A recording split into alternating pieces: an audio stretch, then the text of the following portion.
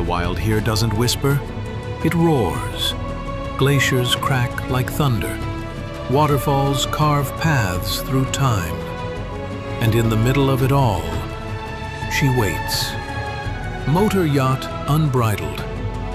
A sanctuary of warmth and refinement in the heart of Alaska's untamed frontier. Bears wander the shoreline. Whales breach on the horizon. Seals nap on drifting ice while you sip champagne on the aft deck. This isn't a cruise, it's a calling, and only the bold will answer. Now booking your next unforgettable charter, yachtunbridled.com or through your preferred charter broker. Top of the morning, afternoon, or evening, folks. It's Captain Liam here from Motor Yacht Unbridled. I've got the pleasure of Joey Meen join us today in today's Captain's Chat. Joey, how are you?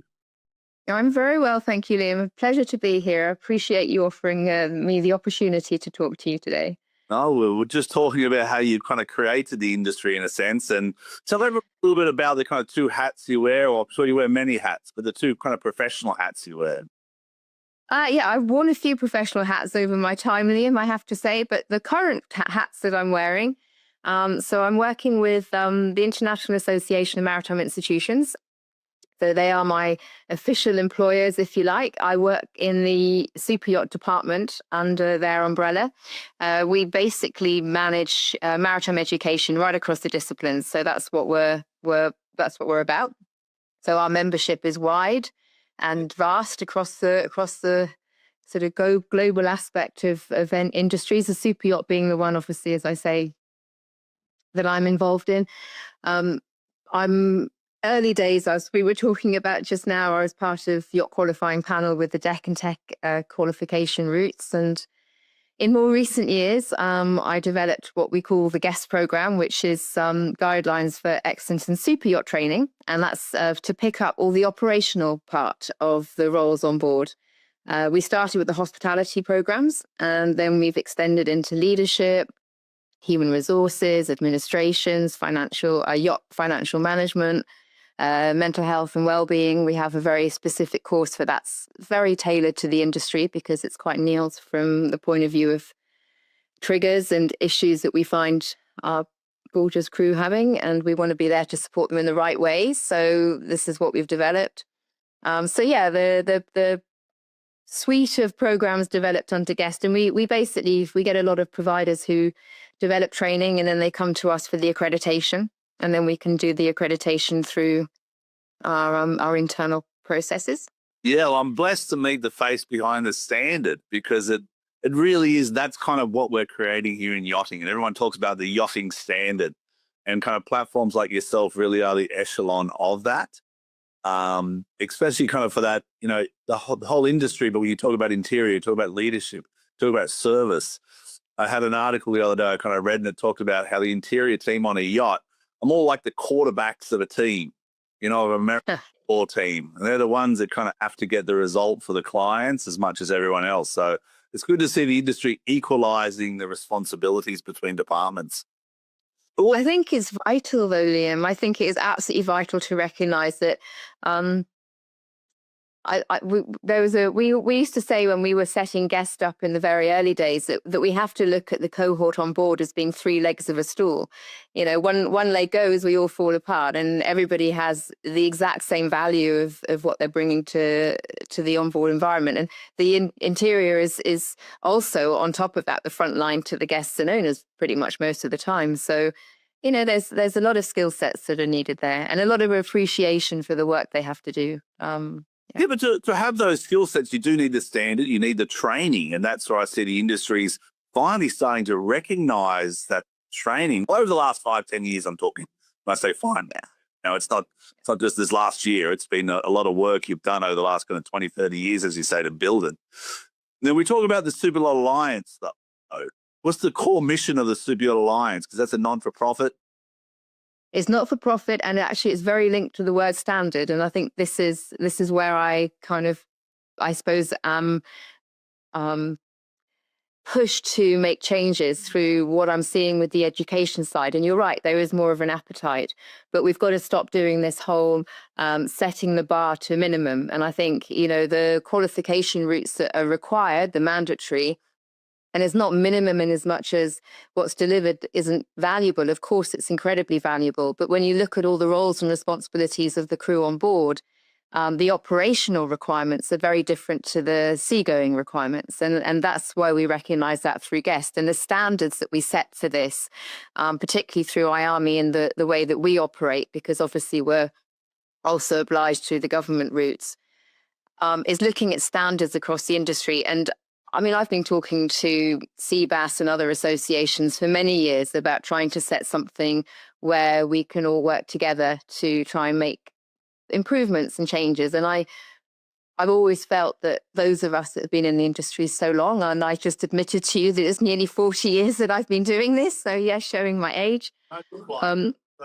Well, you're just too sweet. But I think I feel very accountable for what's coming in the future. And I feel that we, as those of us that understand this industry from the beginning, can see how quickly it's grown. I mean, it is absolutely nuts how quickly this industry has grown. I remember back in the, anyway, let's not go back that far, but I do remember when it started, and it was, it was a very different atmosphere to what we have now. And because of the volume of boats, being launched, every boat that launches, there's a new layer of companies setting up, crew required. This is how the industry is constantly growing. And if we don't start making changes now, we're not going to see the issues that we're facing getting better. Nothing's going to change. Nothing's going to improve just because you've got more people and more volume. We've got to start really making some changes. So sorry, go ahead. That's what I was just saying on that one point, though. I think the biggest problem I'm kind of seeing, from an outside, I've 25 years at sea and I love what I do and I go to sea for a living. That's my own. That's my place outside my family. So I see it from that perspective. And what I see is so many companies, so many people, so many organizations coming out. How do we unify that? And that's where I see Super Alliance and I Am a Guest, and that's where we've connected through Caroline. Because when too many people go too many different directions, we don't actually accomplish anything. Yeah, and this is what we were starting to see, right? It was just that there's all these different organizations. And this is what we've really done with the Alliance. So we've got what I would say the core associations together, and they represent pretty much 360 vision of this industry, right? We've got the shipbuilders, you've got the charter brokers, MEBA, IYBA, we've got Amex over in Australia, we've got PYA, ICOMIA. I mean, that's an enormous group of organizations. We've got IAMI now as well, and CBAS. So if you think about it, we just basically got together and said, pretty much, let's just dump our garbage in the middle and talk about what's going on here, because we have all got the same issues, but we're all looking at it and tackling it from different angles. So if we start looking at what the problems are and we start addressing those and challenging each other on where things are going wrong, and actually where things are going right, because we have to learn the right lessons as well. So it's all about looking at the bigger picture and looking at it from a far more broader reach than just our own channeled areas of expertise. So this is what we did. So we basically a couple of years ago all got together. The right people are in the right place at the right time. This is how I'm feeling about it. And since then, we've created think tanks. We've got Raising the Bar think tank around retention, recruitment, HR practices. We've got Changing Tack, which is changing tack on crew welfare. We've got organizations such as iSwan involved, Seafarers Charity, UKSA. So we've got big players in here that are working together to bring as much influence from outside in. And the platform is there. Anyone can come in and join any of them. It is totally inclusive. We have onboard safe operations where we've got organizations like Chirp, members of ISS involved in that. We've got a lot of captains and crew involved in this group as well, trying to look at the actual safety issues that are faced with the onboard ops, and that includes as much anything the human element as well as sort of everything that's linked to that. We've got the bridge between, so they're the crew management companies, the large group of crew management companies that have come together again, anyone is welcome to join this. And then looking at the onboarding and HR practices and where that gap is between, crew being employed and then how that journey of employment is and where the responsibility lies with, ensuring and safeguarding crew in their employment. And then we've also got the group that Caroline and Karina are heading up. I'm calling them at the moment the Crew Workplace Culture Group. I know they have a slightly different name at the moment, but that's a very large group of enthusiastic and very passionate and knowledgeable people. And we're hoping that this group can then start working on more on the behaviours and the autonomy of reporting and how we can support crew in that environment. So and the think tanks, we've got open doors for other think tanks. Each think tank has working groups. So we've got lots of activities going on where we're really pinning down certain topics and focus groups to work on certain areas. We've already started building code of ethics, for example, with recruitment companies. We've got an image for the industry for new people coming in, a whole load of resources that are being developed at the moment for how to get into the industry. Obviously, through changing there's resources for well-being and welfare and mental health. It's very exciting times. Very, very exciting. Yeah, it's quite amazing. Kind of like United Nations of yachting, per se. That'd be a nice way to put it, with all the different members to try and make positive change. Yeah, and I think it really kind of is. I mean, we're very aware as the Alliance board that we have a representation for our own membership, so there's likely to be conflict of interest. So the best way of doing this is to have the operations of the Alliance working through these think tanks. So there's autonomy there. There's an opportunity for industry just to open and be honest and transparent. So we can basically come back down to how do we change things and where are the standards and the changes needed. And this is what we're basically working on. Yeah. So what's the biggest challenges then? And I'm going to be honest, and I'm going to start with saying people like myself, those captains out there. Yeah, I'll be difficult. I like having uncomfortable conversations, believe it or not. I kind of encourage crew to have that because I think we grow in that space. And I see so many of these yachts operate under an independent, sometimes egotistical, sometimes positive environment. So how do we create these action items, and what's the biggest barriers you see for widespread adoption of the standardization of training and professionalism on board? Well, yeah, I mean, there are a few barriers there for sure, Liam, and I think, as you quite rightly say, there's quite a range, isn't there, that we see of behaviours and operations with yachts. And one captain will go on a vessel and change the whole operations of it because this isn't how they do it, and this is how they've always done it. And it doesn't mean that one's right or wrong. It's just a change of environment, and it takes time for crew potentially to adapt to that change as well. So there's always a little bit of resistance. There's always resistance to change. So that's actually going to be the biggest battle, is to get the buy-in from the industry to say there's going to be a few changes coming, but people just need to trust what we're doing, and if there's any concerns, join what we're doing. So there's everybody gets a chance to have a voice and an influence.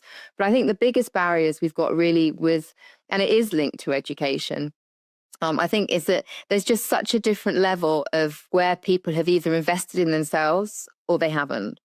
And those that have invested in themselves, whether it's through leadership, whether it's through any professional development, are obviously going to benefit. And that means that the ripple effect is going to benefit those on board and those that they work with, and also people they communicate with in all different areas. It's, contractors, owners, is having that language skill and that negotiation skill and the communication, and that all comes back down to training and the right leadership training as well. So I think that is definitely something we're seeing as a pinch point, because it's not, there's a very varying different levels and degrees of how people are leading. They are barriers. They are barriers, realistically. And I always try and say to people, take the people out of the problem. Try to take the people out of the problem, and that kind of gives more clarity to what the problem is. Is it a scheduling issue? Is it a resource issue? Is it a retention issue? What is the problem? And then let's and sometimes it is the people that are the problem.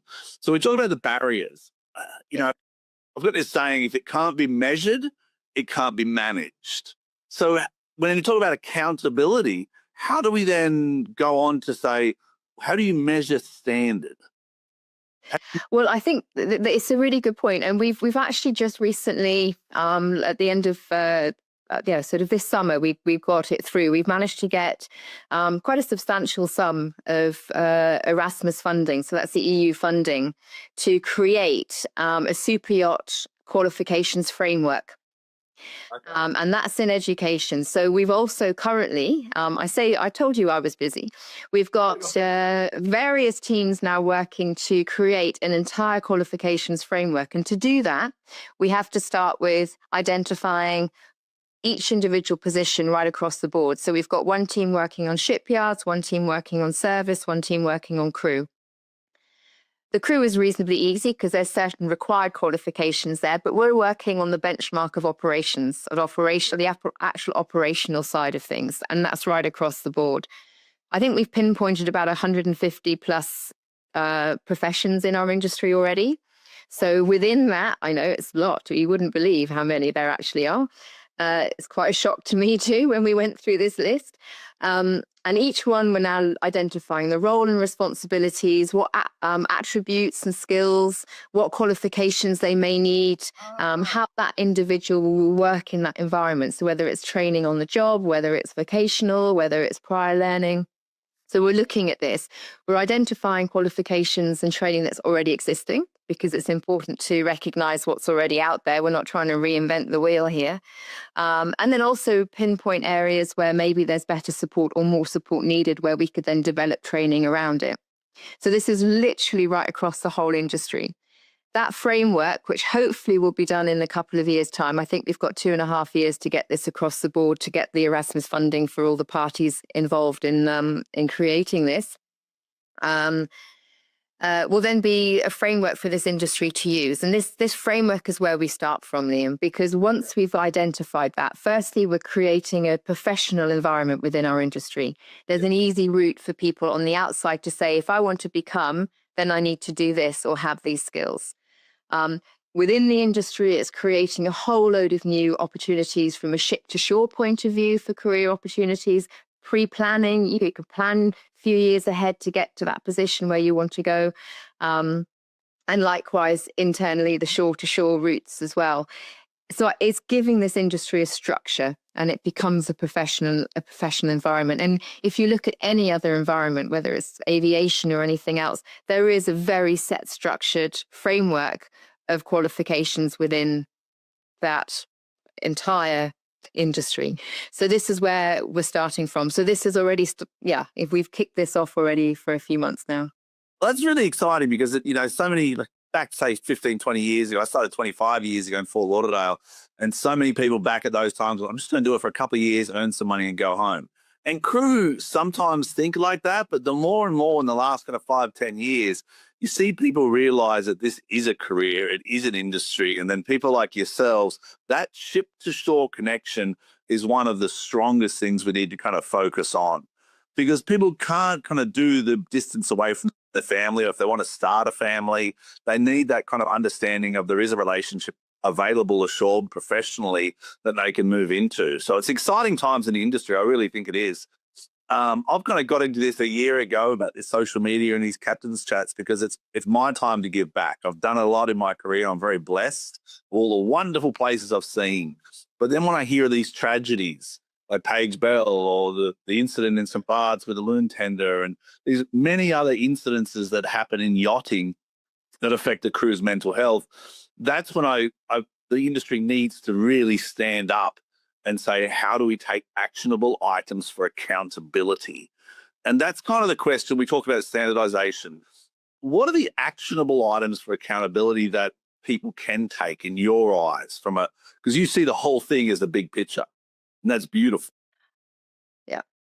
I think it's, again, it's, our industry was built on a sort of make it up as you go along culture. And I think this is one of the biggest issues that we face, because while there are standards and there are guidelines in place, we're not all following them, and we need to identify why. And I think many of the reasons as to why is because our industry doesn't operate that way. So we need to now challenge those standards and guidelines and change that. And I think when you've got issues on board, as you've mentioned, serious incidents going on, there isn't a clear-cut route for reporting. There isn't autonomous route for reporting.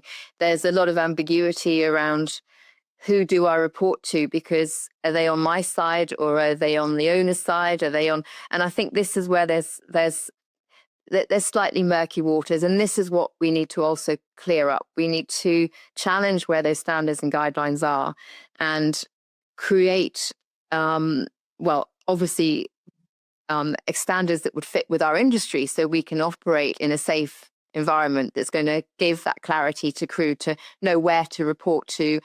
People understand where they stand in a situation, and who is accountable and who is responsible for that. I think this is definitely something that needs clarification.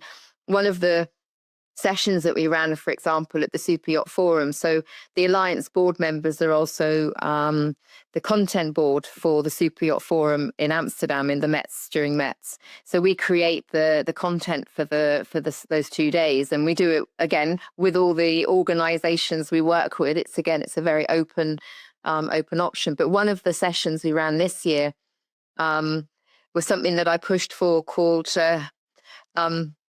towards the unified code, the unified yacht code, from the operational perspective. And this is something, again, that all the work that's going on at the moment ultimately is going to land on: do we create something that's an industry standard, or do we then go to regulators and make it something more tangible, if you like, and it can go through something that's more through flag states or higher. So this is the challenge that we're going to be heading towards. And I think once we can address that, and once we've really pinpointed why what we've got now doesn't work, and what we haven't got that we need that can then work, and once you've identified all of this, and we can put the white papers together and the recommendations together, we can then go and have some really serious conversations with the people that can make the changes. And if they don't, then we try and look to make industry standards across the board. And this is something that does need to be brought in by every organization and people and the people working in the industry. True, because I do want to reinforce to all the crew out there and all the industry that there is the framework does exist for accountability. I mean, there is a Marine Accident Investigation Bureau, there is DPAs, there is flag states, there is local authorities. So the framework exists. I think it's a lot of the people need the faith in it, and they need to engage in it and not be afraid. And I think that's a positive step in the right direction, in addition to the amazing steps that you and the team at Super Alliance are doing. Crew need to take responsibility themselves for what they see around them and the behaviors they see around them. Because in the most recent journey I've had, I'll do this check-in Tuesday, and it's horrible, the emails and the messages I'm getting now of people in situations. And I obviously deflect them to professionals because I'm not one of those. I go to sea for a living. If you want to learn about navigation, I'm the person. But if you need professional help and support, then we direct you to Ice One or any of these organizations that you mentioned. So it's really tough, but I think we're going down the right path.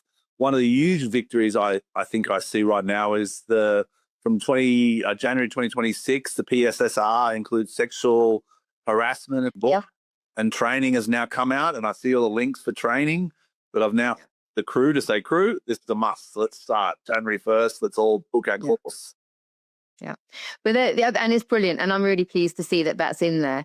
I do feel that there should be more, because I always think that when we look at STCW training, my personal feeling on this is very much that it's a minimum requirement, it's a minimum standard, and all industries really should then again take responsibility to upskill in areas that along those routes, but to upskill in the areas that actually impact the operations in our discipline, in our environment, which in this case is super yachts.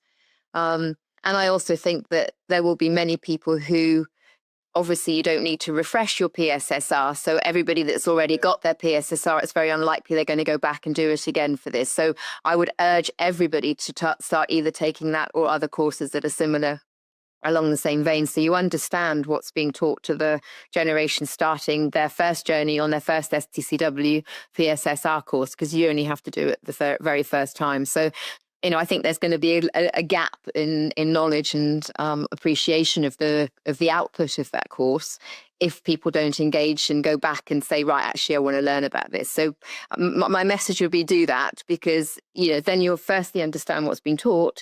And secondly, surely you're going to benefit from that training. Exactly. I think there is a short course of £35 that you can do, which is that add-on. Yeah, the add-on, yeah. And I was like, so we'll encourage my crew on board to do it. We're going to register for it.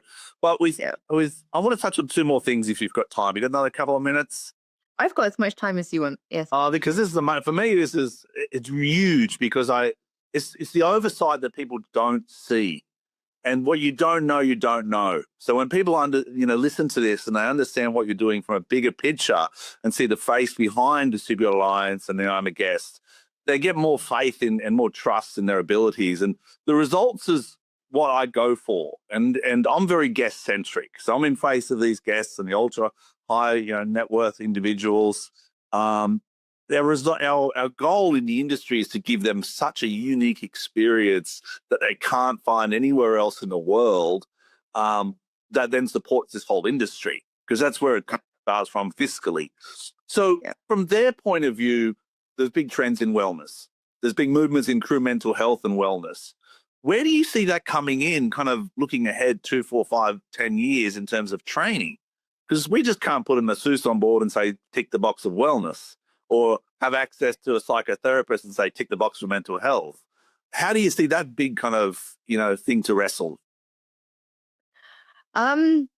Yeah, I mean, I think that there's going to obviously be a lot of conversations around that, because it is an issue. And I think for me, a lot of it is down to the narrative that starts the owner's journey in their experience of having a boat. I think, we need to again shift that culture of, it's trying to encourage them to save money, for example, or we can get you the best deal on this, and, we can save you money on this, and the crew budgets, we can cut this down to save money. And I think the narrative in the industry needs to change right from the very beginning, when an owner first starts making any noises towards wanting to have their own boat, whether it's in a new build or buying, a secondhand boat. But it's let's change that narrative to say, you're going to have the safest boat. We're going to guarantee you're going to have the safest boat. And these are the reasons why. And actually things like mental health, well-being, protection of your crew, let alone protection of the owner and his family and his assets. I think if we can change that narrative right from the very beginning, right across the industry, from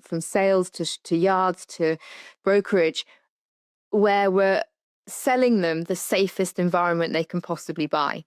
And to me, that then is something that surely is going to firstly attract the right owners into the industry. Yeah. I think that is an issue. We have varying different expectations from owners and demands from owners that, again, doesn't help the situations. But also I think those that have yachts are going to feel far more appreciated. I bet you if you asked any owner or every owner whether they felt that their crew were trained enough, or where they think the pinch points are, they wouldn't have a clue what's going on behind doors.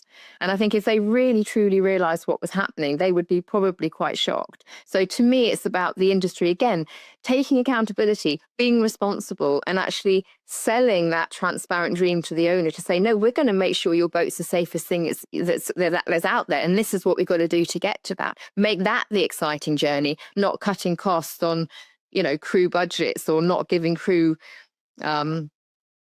training budgets or time off to be able to invest in themselves on professional development. That should just be built into the culture of owning a yacht at a safe environment. And contractually as well, like crew retention policies. What is the vessel's crew retention policy? What is your continuing education policy? What is your wellness policy? What is your access to mental health? These are key questions that crew to ask. Yeah, but they should be the norm. Liam. And this is where we're really falling down, because the norm isn't being talked about. It's not normalized. It's not the vocabulary and the talk that's talked is never around that. It's always around what we can save you on, and how we can cut a corner here, or how we can get you out there quickest. It's like we've got to change. The only way, when we're not going to be able to send owners to school, right? I mean, we're not going to see that anytime soon. So the only way we can educate is through the systems, through the way, the process that it works. Yeah. The aviation industry wouldn't turn around and say, sorry, no, we yes, we can do anything you like with compromising safety. It doesn't work that way. We shouldn't work that way either. No, you are right. And there is, that is a sad side of the industry. And firsthand, I know the experience. I've had conversations with owners and management companies about decisions of whether it's servicing their crane, or things like crew budgets, or training allowances, or for me, one of the biggest one is environmental sustainability or environmental accountability. What are we doing for the environment from an individual super yacht perspective? What portion of our budget is allocated to giving back, whether it's through organizations, kind of like the yacht offset or yacht carbon offset? That wonderful work. That's a minimum. You know what I mean? What else are we doing to help companies like Seakeepers and many of the other maritime organizations that look after environment? That's where I struggle as an active captain. I'm like, when I look at a budget of 100%, I'm like, can we please just put like 1% to the environment, 1% crew mental health, 1% to kind of, and then I look at charters that come in and brokers and people getting 10s and 15% and 5%. And I'm like, just one for my arcs and my poor turtles out there.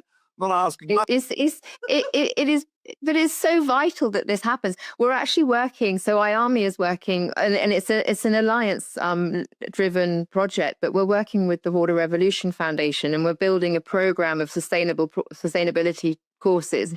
So we're having a practitioner one for all crew on board, and again, it'll just be a short course, but it will be an awareness course, and it's based on the crew sustainability guidelines that were created a few years ago that Water Revolution Foundation headed up. And we're looking at building a sustainability officer. So we would like to see an officer on board that's actually done this course, that is then responsible for managing certain influences and practices on board that every yacht should have. And we're looking as the Alliance to register those officers in a professional register to say, no, these guys and girls have done this course. They're actually out there operating, and these are the yachts they're operating on. We want to show that value and highlight those that are doing the right thing. But we're also developing an advisory course, and that's for all the owner reps and the management side of things, so that narrative, again, that's going to owners right at the offset is going to also be sustainability driven. And that's the big course that we're working on at the moment with them. And then also a couple of other courses as well that's linked to that, that's further up the chain, if you like, with or from the beginning with the yards and the build, and also with the Yeti as well. So yeah, there's quite a lot of activity around the education side of that, which I think will help. I hope will help. Well, help both ends. The education really helps and it sets the foundation, but in the end, I think the money has to come from the top down, and we have to allocate that through management companies and different people who have influence in the industry to try and make sure that it's done. Because a lot of times I feel like an old kind of, not hippie, but I'm like, okay, crew, remember no plastic bags. Remember, no plastic bottles are coming on the yacht. Full stop. None. And it's like a hard no for me. And then we have the shipboard energy efficiency management plan. And I take it seriously. It's like, okay, crew, close the curtains. What is our power consumption this month? Why are we consuming so much power? Like, these are the questions I ask actively. But I sometimes say broken record, and I'm like, come on, crew, like, this is my little bit. They're all wonderful people, but I need to do my bit for the ocean, Yeah. But it sounds to me, Liam, like you're doing a lot more than just a little bit with, advocating that attitude on board is when it's commendable. And I think it's absolutely the right way to be. And I think it's hopefully going to be the way we will all behave in the future. Yeah. Same as mental health. A lot of times I'll ask different crew and people in the industry, would you rather talk about it, or would you rather go for a walk or a fish? And sometimes they go, would you rather go for a walk or a fish? I'm like, that's fine. And then we can talk about it. Or who wants to sign up for the mental health first aid course? That, it's a great course. And a lot of crew are like, no, I'm not interested. I'm like, cool. what if you get a day off? Are you interested then? Like, let's work this out because we have to improve. You have to have these uncomfortable conversations to become. Yeah. So finally, I know you're a really busy person. I'm so grateful. I know it's a sunny day over there, so I'm going to get you a bit more sunshine. Digitalization of certifications and badges and AI, kind of what's your kind of take on all that and where you see the future going? Well, we are all the qualifications now that are issued through IAMI, which includes the qualifications we issue on behalf of MCA and the guest program, are all e-certificates. They're all digitalized. We believe this is absolutely the right way to go. I think it's also actually easier for crew to manage their qualifications in that way. There's all sorts of different apps out there you can store your qualifications in. So I don't think that this is going to be an issue. Who needs to be plugging around with bags of paper? I mean, that doesn't, that's not the world we live in now, right? So yeah, that is something. And I think Miami now have got are developing a new system for MCA. So they're MCA modernizing all their qualifications and the training. And that includes the super yacht side of qualifications. And that also is linked to where IAMI sits because we do all their assessments and certification. So we're digitalizing everything. So there's going to be a lot more digitalized type assessments where it'll be various types. So we're getting away from that pen, paper, written exam. And we're going into more digital environments from activities and assignments. And so it's going to be a very different environment for the learning and also the assessments and then the certification from that. So this is something that IAMI are currently working on. And that's right across all the maritime disciplines that we're doing that with MCA for. So that's another couple of years worth of work that we're heading straight into for some change. But the first lot of training will be coming out in April, but that won't be for the yacht sector. That will come a little bit later. But watch this space. There's some changes coming to the assessment processes for all the MCA yacht qualifications. Yeah. Oh, fantastic. I mean, it does start a training. That's why I always encourage crew. Our season's coming up in Alaska next year, and I've kind of allocated 2 weeks in February, I think it is, for just training. And the crew are like, what are we doing? I'm like, we're doing everything from self-defense to this PSSR, sexual assault and bullying. Like, we don't have these problems on board, Captain. I said, doesn't matter. It doesn't matter if we have the problems or not. We have to protect ourselves and protect our problem, protect the potential of the problem. So I know the one they're not looking forward to is to clean up the beach in the middle of a Seattle winter, but that's my one. That's my one. All right, guys, put the raincoats on, rain, hail, or something. Raincoats and hot chocolate, they'll be fine. There you go, hot chocolate. It's got a one. So I really thank you for your time. I thank you for everything you've done in the industry. It's really insightful. Once again, you've created a standard, and that's where we can be measured against. And I implore all crew to engage, whether you're a head of department or a junior crew, things like the Super Yacht Forum, things like the IAMA guest programs and accreditation. I think that's where it starts. And I'm honored to have you on board.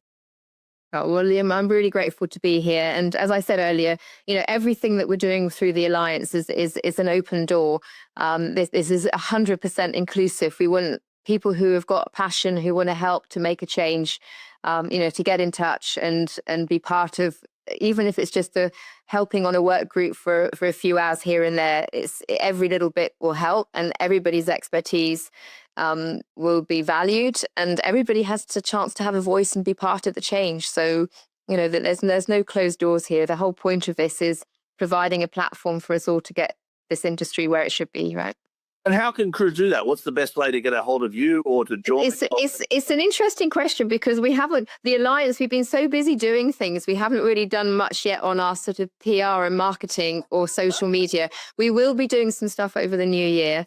And we will be getting a little bit more sort of momentum going. We might even work with you guys on this, but try and get some momentum going with some reach out and some reporting as well, because I think that's important. To be fair, if you look up my LinkedIn, if you come by me for the moment, then I will put you in the direction of the right think tank and the right people involved. That's probably the best way to do it. Yeah. And you've got superyachtalliance.org.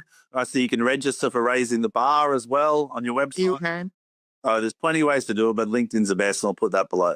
Thank you once again for your time. I appreciate it. Be safe, be blessed, and look after yourself. If your brand belongs in the heart of the yachting world, this is where it happens. Yachting International Radio reaches over 1 million yachting professionals and enthusiasts every month, with 77 million impressions, 220,000 social followers, and 74,000 podcast subscribers. Our hosts are insiders, crew, captains, CEOs, trusted voices shaping the industry. This is targeted, high-impact advertising in a luxury niche. Visit yachtinginternationalradio.com